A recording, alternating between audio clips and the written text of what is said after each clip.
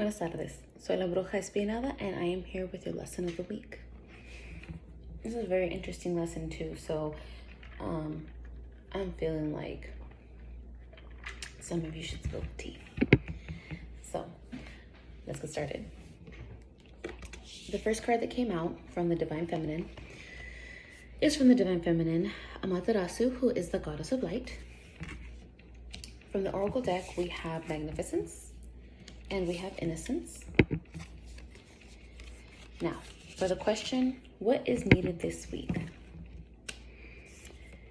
What came out was the Two of Elixirs.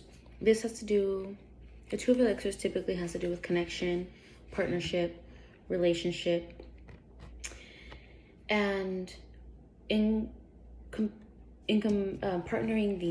this with the rest of the reading, it signifies that there's been some type of a conflict, an argument, a fight, or a disconnect.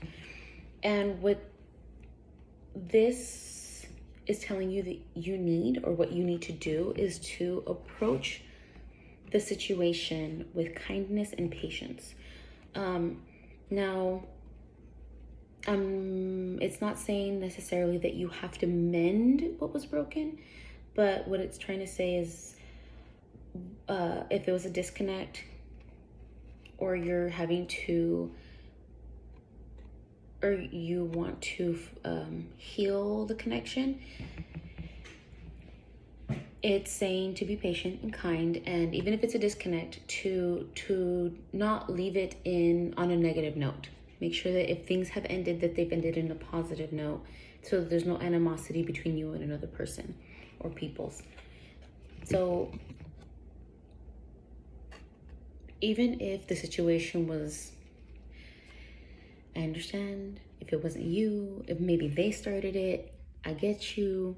However, it's kind of telling, in comparison with this, which is, how do I get the conflict to be resolved, is Judgment. And with Judgment, it's telling you that there has to be a rebirth. So the way that you come at this situation, how to get your how to overcome the conflict, is to remember that you need to be authentic. You can't put on a fake face when you're trying to find resolve. You gotta be real. You gotta admit your flaws. You gotta you have to accept you take responsibility for your part, the things that you said, and be like, you know what, don't lie and be like, I didn't say that. Yes, I said that, but this is what I meant. This is why I said what I said. Take full responsibility for your part. Not only that, but this is telling you that it's not going to stop happening until you put a knife in it. Stop it in its tracks. You have to resolve it. It's telling you that you need to be the one that comes forward to put an end to the conflict.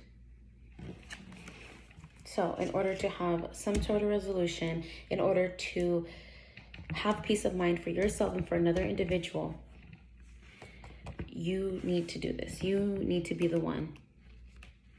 Not only that, but notice that there's a coffin here. Now, what does that have to do with Judgment? The banner, or the scroll that's being held by the skeleton, I don't read Latin, so I'm not going to try to read it to you, but what it says is, for you know neither the day nor the hour. It's best never to leave anything to chance. You never know what might happen within the day, within the week, within the hour. So don't put it off. It's going to keep happening until you take care of it. So why wait till later if you can take care of it now? What is it that you need to give? So I know what you need. You need to approach the situation with kindness and patience. You need to do this soon with straight authenticity, no bullshit, in order to have rebirth. Now, what is it that you need to give? What came out was the King of Coins, the Five of Blades, and the King of Rods. Now, what the King of Coins is telling you is that you need to be the one that leads by example. I understand that you're like, why is it always me? I always gotta do this. I'm always the one. I get it. I've been there. Always having to be the bigger man. Always having to be the stronger person. But you know what? Sometimes it's the strongest individual that gets shit done. You want to get shit done? Lead by example. And if you want to, if you were the one that was disrespected in this sense, you have to set the level in which you have to show how respect is given. Sometimes it's these lessons that you need to give in order to receive. So if someone's not been treating you with respect, if someone's been causing the situation, you gotta lead by example and show, look, I acted this way because of this. Don't come at me like that because I'm coming at you like this. Lead by example. The Five of Blades is also saying lead by example. Now, if you are the one that caused the conflict because of some underhanded means, or because this has to do with victory, but it's victory in an underhanded way, like a shady way of victory. If you're the one that used shady means to win, and I don't mean it could be any which way, I don't know. But sometimes using pettiness and passive aggressiveness is kind of underhanded. You hurt someone's feelings really bad. What this is telling you is that there is no... This is just saying that there was dishonor and conflict. Unfortunately, sometimes we hold back a lot of these things that we really want to say, and it's that bite back that causes us to win. But that's why judgment is here, to clarify the issue. And sometimes if you had to do this, it's telling you that you may have to be underhanded and have some pettiness in your bite in order to win. But you have to lead by example. Understand that if you do this, it may result that that's how they come at you. So this card also signifies lead by example. Keep that in mind. Also is the King of... Oops, it wasn't reversed. It's the King of Rods. So the King of Rods typically has to do with seduction, passion, but also has to do with strength. So what he is telling you is that this card is trying to tell you that you need to use your strength and power in order to achieve your goals. Chances are that you know people who you interact with pretty well, and you know how to talk to them in order to achieve what it is that you need to achieve. So using these methods of leading by example, approaching it, no bullshit mask, and with kindness and compassion, patience, you will be successful with these lessons. So keep that in mind. So, moving on. Amaterasu is the goddess of light. She is the goddess of sun in Japanese Shinto religion. And what her message is, we are sacred mirrors reflecting back the same light. Now, think about it. Leading by example.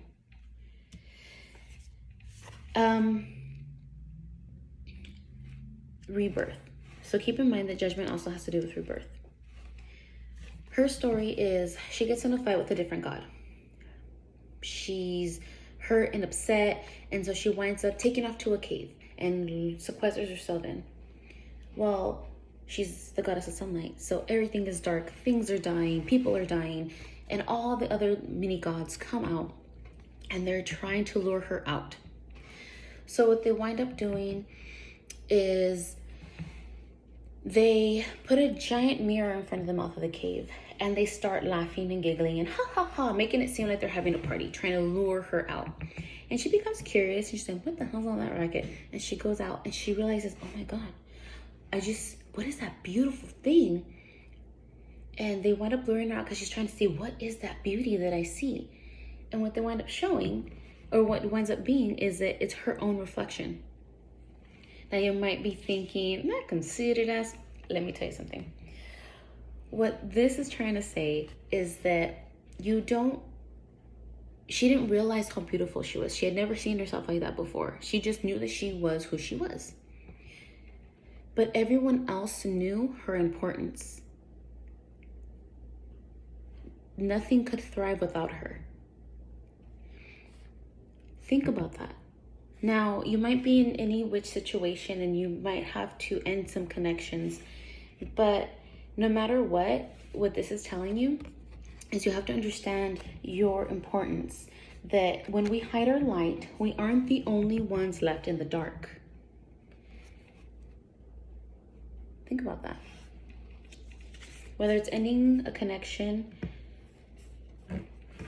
or fixing one, rebirth can't happen without you, and without you leading or putting your salt on it. Life will be bland without your salt, your flavor, who you are. You add your spice of life that adds to someone else. I'm not saying that you have to focus your life on other people, but it's in order to get through life, you kind of have to be there. So consider that when you're trying to mend, you are an important factor in fixing this. And that's why maybe you need to lead by example. Along with this is Magnificence and Innocence. So Magnificence challenges you to determine what it means to live a majestic life and actively live it out. We're always faced with challenges in our life, and sometimes it causes us to not want to deal with it, kind of back off. I'm like, you know what, I'm done, and just head out. Well, guess what? People seek closure, and closure isn't everything. However, if you can provide that, don't just do it for someone else, do it for you. If you can do it to make yourself feel better and know that you did what you had to do and you did what was needed, then you can step back and say, you know what? I did all that I could. I was the best that I could be. I did my part. Innocence. This card wants you to give up thinking you know everything and experience life like it's your first time through it. We oftentimes, this seems like it's not a brand new situation. It's because it keeps talking about reoccurrence. So what it's saying is that, yeah, you have to put your foot down, and sometimes you don't even want to deal with it. You're officially done. You might have to cut ties.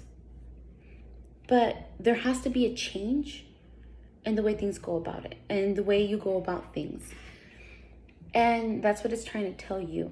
In order to come out on top, in order to keep succeeding and being the best that you can be, sometimes you gotta approach it in a different method. Like you've never done it before, but oh, I don't want to do it because I already know how it ends up.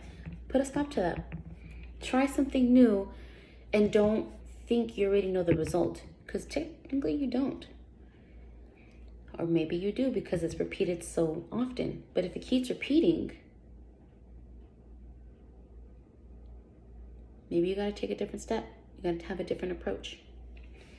Look at it with a fresh pair of eyes. Well, hope this lesson helps you. I'll see you guys next week.